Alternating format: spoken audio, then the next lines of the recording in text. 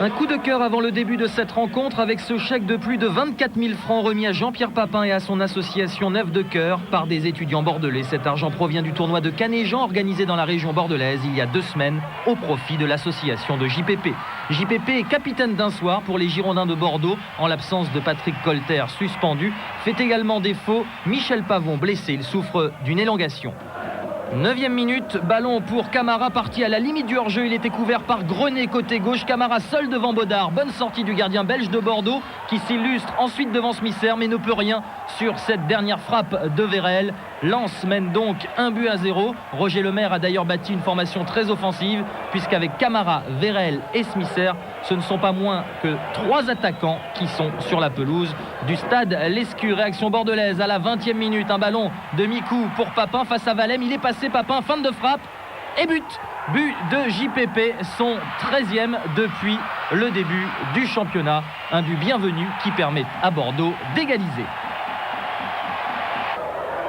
Adjovi Boko en retrait pour Arsène qui n'inquiète pas Gilbert Baudard. Frappe vicieuse du milieu de terrain lensois. Gralac, il est parti de son propre camp, il monte, personne ne le charge et décoche une bonne frappe de 20 mètres au-dessus des buts de Varmuz. Un ballon de Mikou pour Papin dans une de ses positions favorites et ce ballon qui ricoche sur le haut de la transversale. Papin qui avait pris le meilleur sur Magnier. Varmus semblait battu, mais le ballon n'était pas cadré. Bordeaux qui pousse en cette fin de première mi-temps. Encore Papin, la volée du gauche et le bon réflexe de Guillaume Varmus. Guillaume Varmus et Jean-Pierre Papin qui se sont connus à l'époque de l'OM. Varmus était alors minot, il avait 17 ans. Jean-Pierre Papin, lui, était le buteur vedette de Marseille. Varmus, bien sûr, ne jouait pas encore en première division à cette époque. Attention à Camara juste avant la mi-temps, qui a une balle de 2-1. Face à Baudard, sa frappe n'était pas cadrée. Seconde période, un coup franc rapidement joué par Ziani. Mikou lui a remis. Ziani frappe, mais Varmus bloque. Luxin, maintenant, 55e minute, à 25 mètres du but de Varmus. Il tente sa chance. C'est bien joué. C'est également bien fait de la part de Varmus. Pas inquiété sur cette frappe. Un corner pour Bordeaux. Papin a donné à Ziani juste au-dessus. C'était bien joué. On passe à la 59e minute avec Stéphane Ziani. Dans le rond central, ou plutôt au milieu du terrain, il choisit de s'appuyer sur Mikou. Il a gagné 20 mètres, ouverture pied gauche pour Ibrahimba qui s'est engouffré, bas seul devant Varmus, frappe repoussée en 2 temps et 2-1 pour Bordeaux. Bien joué de la part de Stéphane Ziani et bien conclu par Ibrahimba malgré un bon arrêt dans un premier temps de Guillaume Varmus. Bordeaux mène 2-1. À partir de ce moment-là, les Girondins vont s'attacher à serrer le jeu. Conclusion, il n'y aura plus beaucoup d'occasions jusqu'à la fin du match, excepté celle-ci. Mikou a bien contrôlé sur un dégagement de Baudard. Il sert Zanotti qui donne à Diawara. Frappe repoussée par Varmus. Tolo qui met la tête au-dessus.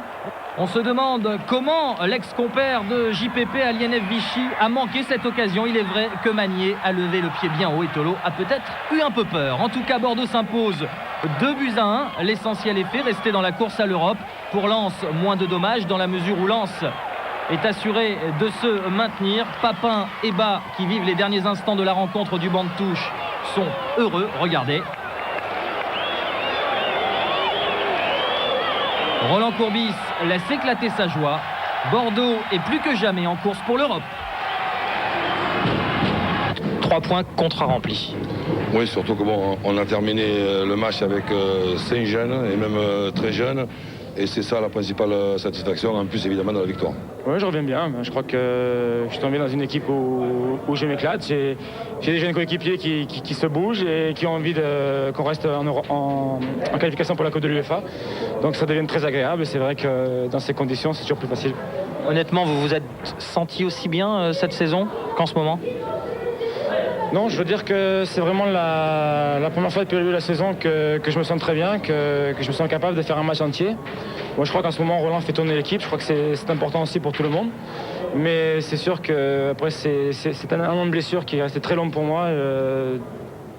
J'ai retrouvé mes sensations pratiquement.